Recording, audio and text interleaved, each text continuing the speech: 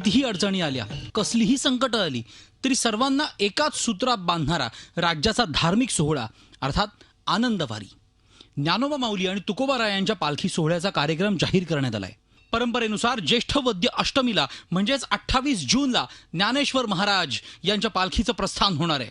पहिल्या दिवशी पालखीचा मुक्काम आळंदीमध्येच असणार आहे.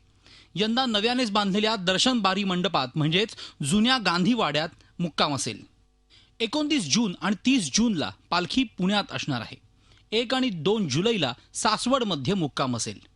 3 जुलैला जेजुरीमध्ये आणि 4 जुलैला वाल्हे इथे मुक्काम असेल. 5 जुलैला लोणंदमध्ये पालखीचा मुक्काम असेल. यंदा लोणंदमध्ये एकच मुक्काम असणार आहे. 6 जुलैला तरडगावमध्ये पालखीचा मुक्काम असेल. 7 जुलैला पालखी फलटण विमानतळावर मुक्कामाला असेल. 8 जुलैला बरडला आणि नातेपुते इथे 9 जुलैला पालखी पोहोचेल.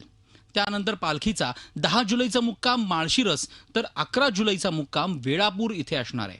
12 जुलैला पालखी भंडी शेगाव तर वाखरीमध्ये 13 जुलैला पालखीचा मुक्काम असेल.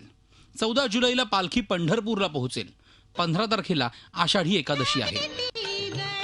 पालखी सोहळ्या परंपरेनुसार रिंगण सोहळे होणार आहे. निरास्नान 5 जुलैला होणार आहे.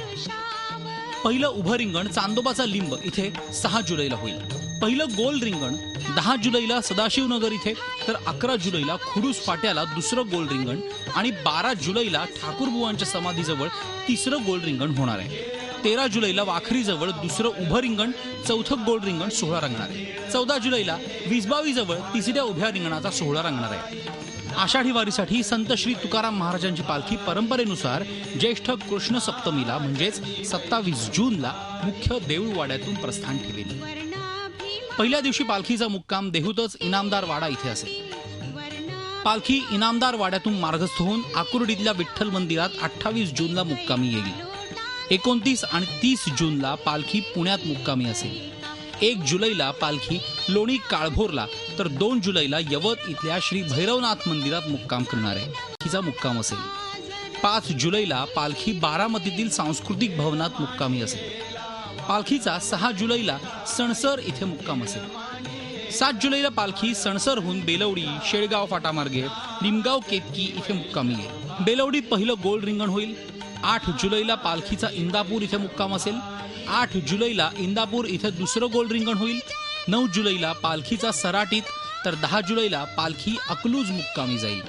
त्याच दिवशी माने विद्यालयाच्या पटांगणात तिसरं गोल रिंगण होईल.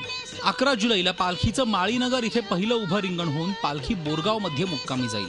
12 जुलैला पालखी पिराची कुरोली मुक्कामी असेल आणि त्याच दिवशी तोंडले बुंडले इथे धावा असणार आहे.